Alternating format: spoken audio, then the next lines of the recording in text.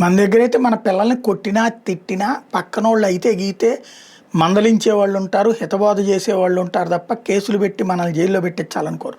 కానీ అమెరికాలో ఆ చట్టాలు చాలా స్ట్రాంగ్. తల్లులకి బిడ్డల్ని దూరం చేసి తీసుకుపోతారు. దీంతో ఒక బిడ్డ చనిపోయినటువంటి సంఘటన ఇది. అమెరికాలో ట్రంప్ ప్రభుత్వం తీసుకొచ్చిన కఠినమైన వలస విధానాలు పరోక్షంగా చిన్నారి ప్రాణాలు బలి తీసుకున్నాయి. అమెరికా ఇమ్మిగ్రేషన్ అధికారులు హోండురాస్ మూలాలు ఉన్న ఓ తల్లి ఆమె 2 ఏళ్ల కుమారుడిని వేరు చేశారు. గతిలేక ఆ తల్లి తన కుమారుడిని బంధువుల ఇంట్లో వదిలేసి వెళ్ళగా ఇప్పుడు అబ్బాయి విగజ్జీవిగా కనిపించాడు. ఉదంతంలో తల్లిదే తప్పంటూ అధికారులు వింత వాదన మీద విమర్శలు వెలువెత్తున్నాయి. హోండురాస్ దేశానికి చెందినటువంటి వెండీ హెర్నాండెజ్ రెయెస్ తన 2 ఏళ్ల కొడుకు ఆర్లిన్ జోసీతో కలిసి ఫ్లోరిడాలోని ఎస్కాంబియా కౌంటీలో నివసిస్తోంది. జనవరిలో లూసియానాలో ఓ రోజు నిర్మాణ పనులకు వెళ్ళగా అక్కడ సిబ్బంది ఆమెను మరికొందరిని అక్రమ వలసదారులు అంటూ ఇమిగ్రేషన్ అధికారులకు అప్పగించారు. అధికారులు వెండీని నిర్బంధ కేంద్రంలో బంధించారు. 2 ఏళ్ల ఆర్లిన్ నిర్బంధ కేంద్రంలో ఉండటం కుదరదని అధికారులు తెగేసి చెప్పారు.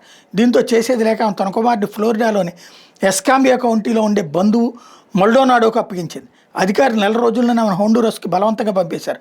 బంధువుల ఇంట్లో ఉన్న తన కుమారుని తీసుకురావాలని అధికారులని ఎంతగా వేడుకున్న వాళ్ళు కనికరం చూపలేదు. ఆర్లిన్ సంరక్షణ బాధ్యతలు తీసుకున్న నాడో సైతం అక్రమ వలసదాడి గతంలో నేరాలకు పాల్పడ్డాడు. అతడి చిత్రహింసలు తాళలేక ఆర్లిన్ మార్చి నెలలో ప్రాణాలు కోల్పోయాడు. శరీరం అంతా గాయాలతో నిండిపోయింది. పిల్లాడి మృతి వార్త తెలిసి స్థానిక పోలీసు అధికారులు మల్డోనాడోను అరెస్ట్ చేశారు. అయితే చిన్నారి మరణానికి ఆమె తల్లే పరోక్షంగా కారణమని తాము చెప్పినా వినకుండా ఆర్లిన్ వదిలేసి వెళ్ళిందని ఇమిగ్రేషన్ అధికారులు వాదిస్తున్నారు. ఈ వాదనలు తల్లి తీవ్రంగా ఖండించారు. తన వెంట కుమారుని తీసుకెళ్తాను ఎంత మొత్తుకున్నా అధికారులు వినిపించుకోలేదని ఇప్పుడు తిరిగి నింద తన మీదనే మోపుతున్నానని వేడుస్తూ చెప్పారు.